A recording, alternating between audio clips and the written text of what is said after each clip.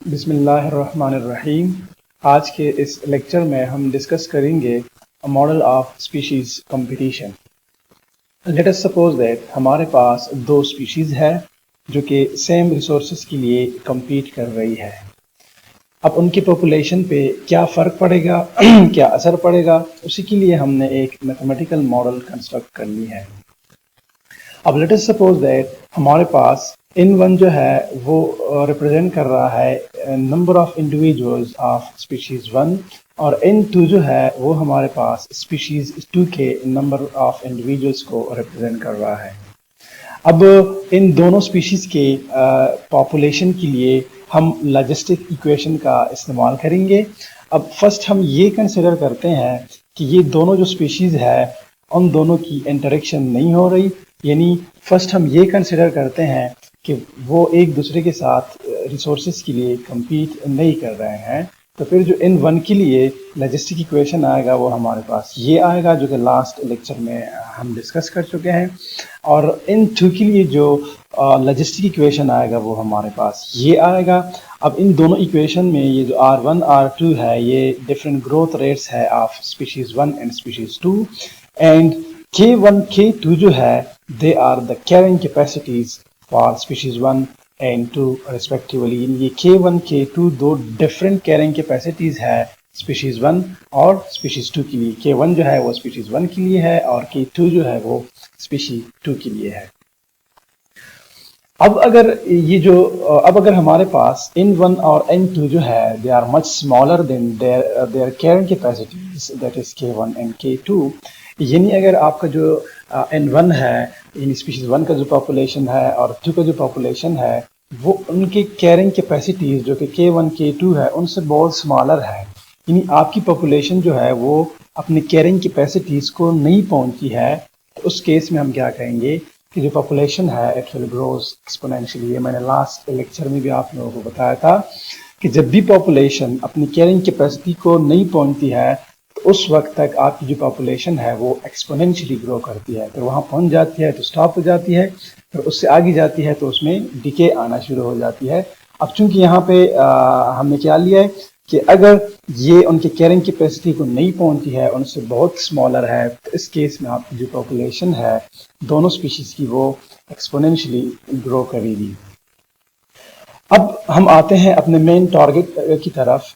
अब अगर दोनों स्पीशीज का जो इंटरेक्शन है वो आपस में हो रहा है, यानी both the species compete for the same resources. Now अब इसके लिए जो हमारे पास लॉजिस्टिक इक्वेशन आएगा, अब उन लॉजिस्टिक इक्वेशंस को हम कपल्ड लॉजिस्टिक इक्वेशंस कहेंगे। यानी यहाँ पे N1 और N2 के लिए जो लॉजिस्टिक इक्वेशन आएंगे उन दोनों में N1 भी इन्वॉल्व होगा और N2 भी इन्वॉल्व होगा, इसलिए उसको कपल्ड लॉजिस्टिक इक्वेशन कहते हैं। सो N1 के लिए जो हमारे पास लॉजिस्टिक इक्वेशन आएगा वो हमारे पास ये आएगा, और N2 के लिए जो लॉजिस्टिक इक्वेशन हमारे पास आएगा वो ये आएगा। अब इसमें आप क्या देख रहे हैं, इसमें यहाँ पे आप एक एक्स्ट्रा टर्म देख रहे हैं, देयर इज अल्फा 1 2 N2, और यहाँ पे भी आप एक एक्स्ट्रा टर्म देख रहे हैं अल्फा 2 1 N1। अब इसमें अल्फा 1 2 अल्फा 2 1 क्या है, ये दोनों डायमेंशनल पैरामीटर है। अल्फा 1 2 किस चीज को डिनोट कर रहा है, अल्फा 1 2 हमें ये बताता है, ये जो अल्फा 1 2 है कि स्पीशीज 2 जो है वो स्पीशीज 1 के रिसोर्सेस को इस रेट अल्फा के साथ कंज्यूम कर रहा है। यानी अल्फा 1 2 का क्या मकसद है कि स्पीशीज जो स्पीशीज 2 है उसका स्पीशीज 2 जो है यानी वो किस रेट के साथ स्पीशीज 1 के रिसोर्सेस को कंज्यूम कर रहा है। अल्फा 2 1 हमें ये बताता है कि स्पीशीज 1 जो है वो स्पीशीज 2 के रिसोर्सेस को इस रेट से कंज्यूम कर रहा है। सो यहाँ पे अल्फा 1 2 N2 ये जो टर्म है इसका सिंपली मकसद यही है कि स्पीशीज 2 जो है वो स्पीशीज 1 के रिसोर्सेस को इस रेट से कंज्यूम कर रहा है, जबकि यहाँ पे इस टर्म का हमारे पास मकसद ये है कि स्पीशीज 1 जो है वो स्पीशीज 2 के रिसोर्सेस को इस रेट यानी अल्फा से कंज्यूम कर रहा है। अब ये जो दो डिफरेंट रेट्स हमने लिए हैं ये मुख्तलिफ हो सकते हैं, यानी ये दोनों रेट सेम भी हो सकते हैं या हम इसको इस तरह भी ले सकते हैं कि एक स्पीशीज जो है वो दूसरे के रिसोर्सेस को उसके मुकाबले में डबल कंज्यूम कर रहा है, या उसके मुकाबले में 3 गुना कंज्यूम कर रहा है, या उसके मुकाबले में हाफ कंज्यूम कर रहा है। सो ये जो दो रेट्स है कंजम्पशन के, एक दूसरे की रिसोर्सेज के कंज्यूम करने के लिए जो रेट्स है, ये डिफरेंस हमारे पास हो सकते हैं।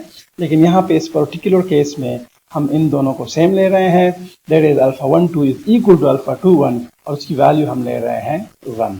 सो अगर इन दोनों को हम 1 ले लें तो ऊपर जो हमारे पास दो लॉजिस्टिक कपल्ड लॉजिस्टिक इक्वेशन आए थे वो हमारे पास सिंपली इन 1 के लिए ये बनेगा। यहाँ पे अल्फा 1 2 को हमने 1 के बराबर लिया है, और इन 2 जो है वो हमारे पास इसके बराबर आएगा।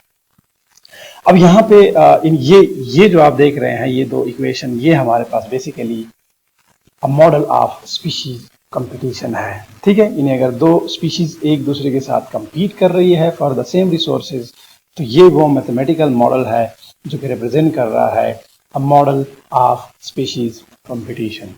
अब इसमें फर्दर एक चीज़ जो मैंने यहाँ पे इंक्लूड नहीं की है, इसके फिक्स पॉइंट फाइंड किए जाते हैं, फिर उनकी स्टेबिलिटी चेक की जाती है, वो हमने यहाँ पे नहीं किया है। बहरहाल आप सिर्फ इतना सीख लें कि अगर दो स्पीशीज है वो सेम रिसोर्सेज से एक दूसरे के सेम रेट से एक दूसरे की रिसोर्सेज को कंज्यूम कर रहे हैं, तो वो दोनों कभी भी को एग्जिस्ट नहीं कर सकती, वो एक साथ नहीं रह सकते।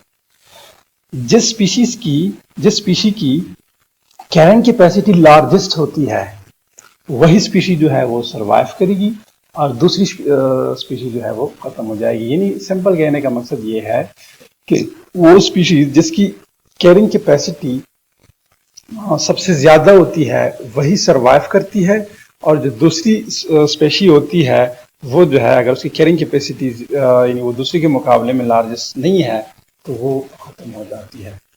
उम्मीद है आपको समझ आ गई होगी। Thank you.